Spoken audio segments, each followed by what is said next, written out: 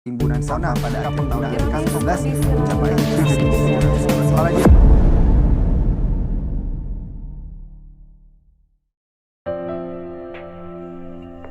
di era modern saat ini, kuliner menjadi salah satu sektor yang mengalami perkembangan pesat, baik dari rasa, asal, bentuk, hingga kemasan makanan. Kemasan makanan menjadi salah satu hal yang penting untuk menjaga kualitas makanan agar tetap hangat dan aman. Di saat kita memilih untuk memesan makanan, baik secara online ataupun take away, tentu saja kita akan menemukan berbagai jenis kemasan makanan. Salah satunya ialah styrofoam. Styrofoam dikenal praktis, kuat, kokoh, dan cocok digunakan untuk berbagai jenis makanan. Tetapi, masih banyak kekhawatiran yang beredar di kalangan masyarakat mengenai penggunaan styrofoam sebagai tempat makanan. Ternyata styrofoam memiliki efek berbahaya bagi kesehatan dan lingkungan. Styrofoam terbuat dari benzena yang tidak dapat dicerna oleh tubuh sehingga menimbulkan berbagai penyakit. Selain itu, styrofoam juga berdampak buruk pada lingkungan. Lembaga Ilmu Pengetahuan Indonesia atau LIPI telah melakukan penelitian di 18 kota utama di Indonesia. Dan hasil penelitian tersebut menyatakan bahwa sebanyak 0,27 sampai 0,59 juta sampah telah masuk di laut Indonesia selama 2018. Dari hasil tersebut, jenis sampah yang dominan adalah jenis sampah styrofoam. Hal ini menyebabkan kerusakan ekosistem dan biota laut.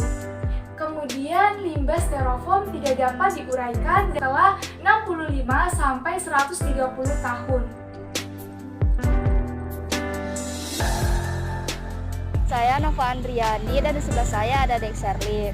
Oke, langsung aja, seperti yang kita tahu, sekarang tuh kan banyak banget penggunaan styrofoam untuk wadah jajanan atau makanan. Menurut kamu styrofoam itu bahaya gak sih? Bahaya. Kenapa tuh bahaya? Ya bahaya aja. Oke, jadi styrofoam itu sangat berbahaya, apalagi terkena makanan panas ya. Karena dia itu mengandung stearin yang udah dibuktikan dapat menyebabkan kanker. Jadi alangkah baiknya kita membawa tempat makanan sendiri dari rumah untuk membungkus makanan untuk mencegah bahaya tersebut. Kenalkan, nama saya Rini Kurniawan, mahasiswa IPB University. Saya ingin menanyakan beberapa pertanyaan nih Mbak terkait jualan Mbak. Ya. Bersedia atau tidak Mbak? Bersedia. Baik, terima kasih sebelumnya. Kalau boleh tahu Mbak ini jualan apa aja Mbak? Jualan sembako, barang harian, rujak buah, dan makanan ringan lainnya. Baik. Nah, untuk rujak buahnya sendiri Mbak, wadahnya itu dari apa? Dari styrofoam. Dari styrofoam ya Mbak. Kenapa Mbak menggunakan styrofoam untuk dijadikan wadah rujak buah tadi? Karena mudah didapat, harganya pun ringan, di mana aja bisa ditemui. Jadi karena mudah didapat itu makanya masih Harganya menggunakan styrofoam gitu ya Mbak ya. Nah Mbak tahu nggak nih dampak penggunaan styrofoam bagi lingkungan gitu Mbak?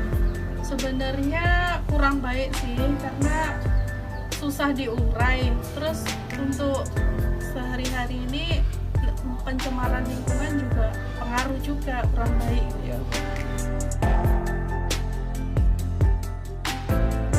Kita dapat menanggulanginya yaitu dengan cara membawa tempat makan sendiri. Jadi kita dapat menjamin kebersihannya dan wadah makanan ini juga tidak akan memberikan dampak yang buruk terhadap kesehatan kita, apalagi untuk lingkungan. Ini sangat sehat dan juga ramah lingkungan tentunya ya, daripada menggunakan wadah-wadah yang lain. Tapi untuk restoran, apa perlu memberikan wadah makanan? Nanti justru malah naik harga makanannya. Ya, kita punya juga solusinya. Dari beberapa restoran di Indonesia sudah beralih menggunakan wadah makanan berbahan dasar kertas. Ada sedotan berbahan dasar kertas, ada cup kopi ataupun cup minuman, yang juga ada wadah makanan yang berbahan dasar kertas. Ini juga lebih praktis dan juga lebih ramah lingkungan, tidak juga menimbulkan dampak buruk bagi kesehatan, karena kertas ini kan mudah didaur ulang, tidak seperti styrofoam yang sulit diurai dan juga tidak ramah lingkungan. Jadi kalau lingkungan ini tidak kita yang jaga, siapa lagi? Menjaga lingkungan itu bukan sebuah angan-angan, tetapi merupakan sebuah tindakan.